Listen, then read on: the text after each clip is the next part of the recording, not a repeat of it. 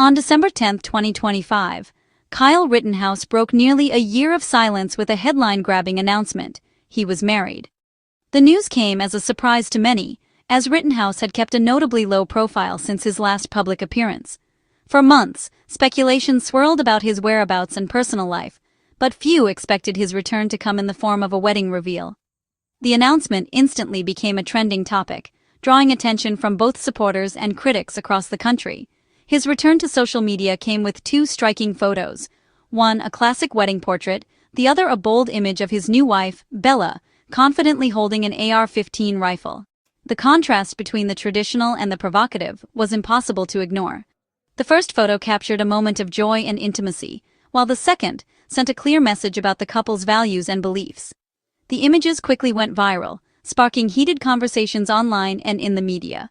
The message was unmistakable: Rittenhouse's personal life and political identity are deeply intertwined. By choosing to share these particular images, he signaled that his marriage was not just a private milestone, but also a public statement. The blending of romance and political symbolism underscored how, for Rittenhouse, the personal is always political. Adding to the intrigue, Rittenhouse revealed that the marriage had actually taken place 6 months earlier, in complete secrecy. This revelation suggested a carefully orchestrated plan to maximize the impact of his return to the public eye.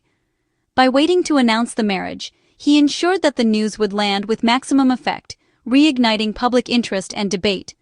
The reaction was immediate and intense. Supporters celebrated the images as a powerful affirmation of love, freedom, and American values. They saw the couple as embodying the right to bear arms and the importance of standing up for one's beliefs. Critics, on the other hand, condemned the photos as a troubling glorification of violence and a dangerous mixing of personal celebration with political provocation. The divide was stark, with both sides using the images to reinforce their own narratives. The AR-15 in Bella's hands quickly became the focal point of the controversy. For many, it symbolized Rittenhouse's unwavering commitment to the Second Amendment and his willingness to make bold, unapologetic statements. For others, it was a reminder of the deep divisions in American society over gun rights and the ongoing debate about the role of firearms in public life. Even in sharing what should have been a personal milestone, Rittenhouse proved he remains one of America's most polarizing figures. The wedding announcement became yet another flashpoint in the ongoing culture wars, with every detail scrutinized and debated by people on all sides of the political spectrum. With a single post, Rittenhouse reignited the culture war, this time as a married man. His wedding photos became more than just a personal celebration. They were a new chapter in a story that continues to captivate, divide, and provoke the nation. To truly understand the impact of Kyle Rittenhouse on the American psyche, we must look beyond the headlines and social media debates. His story is not just about one individual, but about a nation grappling with its deepest divisions: political, cultural, and moral. The events that unfolded in Kenosha, Wisconsin, became a flashpoint, exposing the raw nerves of a country already on edge. We must revisit the night of August 25, 2020, in Kenosha, Wisconsin, a city that, for a brief moment, became the center of America's attention. The streets, usually quiet, were transformed by unrest and uncertainty. Amid protests that erupted after the police shooting of Jacob Blake, 17-year-old Kyle Rittenhouse traveled from his home in Illinois to Kenosha.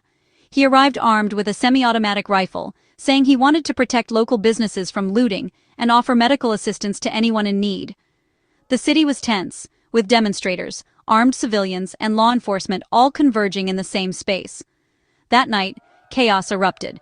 In a series of violent confrontations, Rittenhouse shot and killed Joseph Rosenbaum and Anthony Huber, and wounded Gaige Grosskreutz. The entire sequence was captured on video and quickly spread across the internet, fueling outrage, confusion, and debate. Supporters of Rittenhouse immediately called him a patriot, a young man who stepped up to defend himself and protect property when authorities seemed unable or unwilling to do so. They saw him as a symbol of self-reliance and the right to bear arms. Critics, however, saw something very different. To them, Rittenhouse was a vigilante who took the law into his own hands, escalating an already volatile situation and bringing deadly force into a protest. His actions, they argued, were a warning about the dangers of unchecked gun culture and the blurring of lines between protest and violence. The shootings instantly polarized the nation. On television, in living rooms, and across social media, Americans argued fiercely. Was Rittenhouse a hero or a criminal? Each side saw in him a reflection of their own fears and hopes for the country's future. The debate was never just about one night in Kenosha. It was about the soul of America, about who gets to claim the mantle of justice, and what it means to stand up for your beliefs in a divided nation. Rittenhouse's actions became a powerful symbol, fueling movements on both sides of the political spectrum. For some, he represented the right to self-defense and the importance of the Second Amendment. For others, he was a stark reminder of the urgent need for gun reform and accountability. The lines were drawn more sharply than ever before, and in the aftermath, it became clear that the country would never be quite the same. The Rittenhouse case forced Americans to confront uncomfortable questions about justice, race, and the future of protest in the United States. Rittenhouse's 2021 trial captivated the nation, drawing intense attention from every corner of the country. The courthouse in Kenosha became a focal point for heated debate, as people gathered outside, some in support, others in protest, all waiting for the outcome of a case that had already sparked national controversy. With every moment broadcast and dissected by the media, the trial became a spectacle, watched live by millions.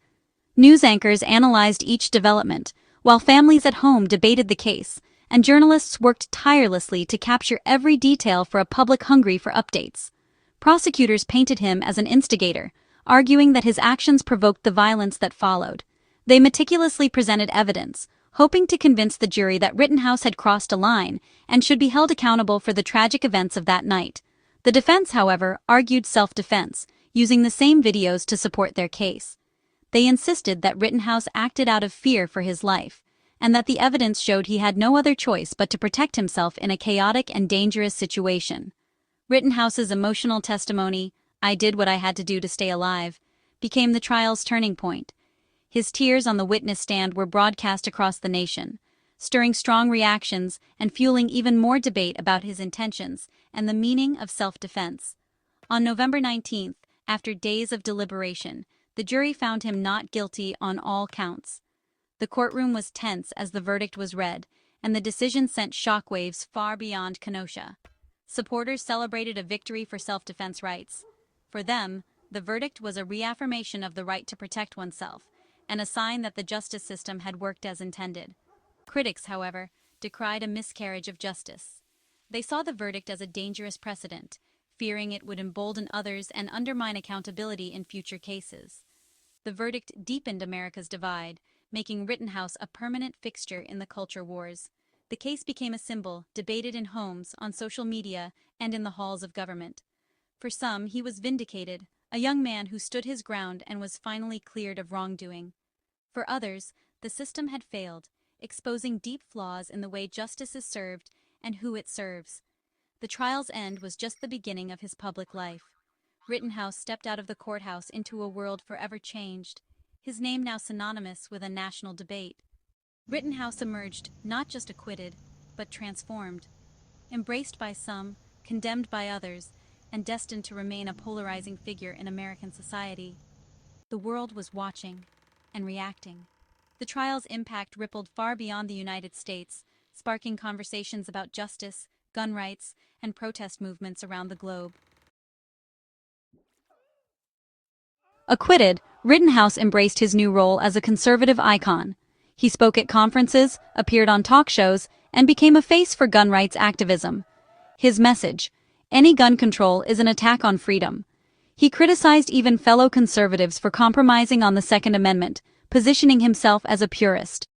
Organizations like Turning Point USA amplified his voice, making him a leader for young conservatives. His presence drew both adulation and outrage, cementing his status as a divisive figure. Critics saw his activism as glorifying violence. Supporters saw a symbol of resistance. Rittenhouse's journey from defendant to activist was complete. He was no longer just a name, he was a movement. In 2025, Rittenhouse retreated from the spotlight until tragedy struck. The assassination of Charlie Kirk, his mentor and Turning Point USA founder, shocked the conservative world. Kirk's death was personal for Rittenhouse, who credited him with shaping his public persona. Grieving, Rittenhouse stepped back, but Kirk's loss reignited his sense of purpose. In his comeback post, Rittenhouse cited Kirk's assassination as the catalyst for his return. "This fight for our future can't wait." The tragedy became a call to action, transforming grief into renewed activism. Rittenhouse framed his return as honoring Kirk's legacy, picking up the torch for their shared cause. For his supporters, this was more than politics, it was personal. Rittenhouse's return to social media was a promise of action, not just words.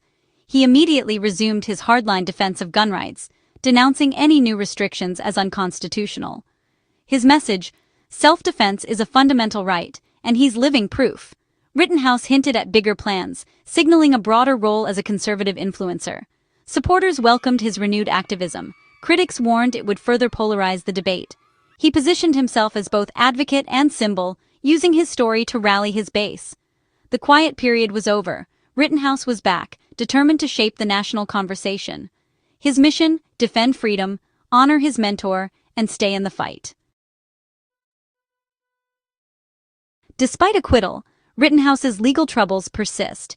He faces a civil lawsuit from Anthony Huber's family, with the possibility of financial liability.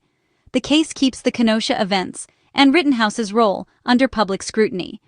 Beyond the courtroom, Rittenhouse has spoken about suffering from PTSD, haunted by the violence and its aftermath. Supporters see his trauma as evidence of the ordeal he endured. Critics say it doesn't absolve him. The legal and personal fallout ensures Rittenhouse's story is far from over. He remains defined by one night, no matter how he tries to move forward. The scars, legal and emotional, are lasting. Bella Rittenhouse's public debut added a new dimension to Kyle's story. Her presence, especially in the viral photo with the AR-15, signaled that the fight is now a family affair. Bella is not a passive partner, she's an active participant, with her own public profile. For supporters, she embodies the ideal of a strong, pro-Second Amendment woman. The couple's image is carefully crafted, united, armed, and unapologetic. Critics see Bella's involvement as a troubling extension of Rittenhouse's controversial brand. Her entry ensures she'll face the same intense scrutiny as her husband. Together, they present a new face for a divisive movement. Rittenhouse's return, marriage, and activism mark a new phase in America's gun debate.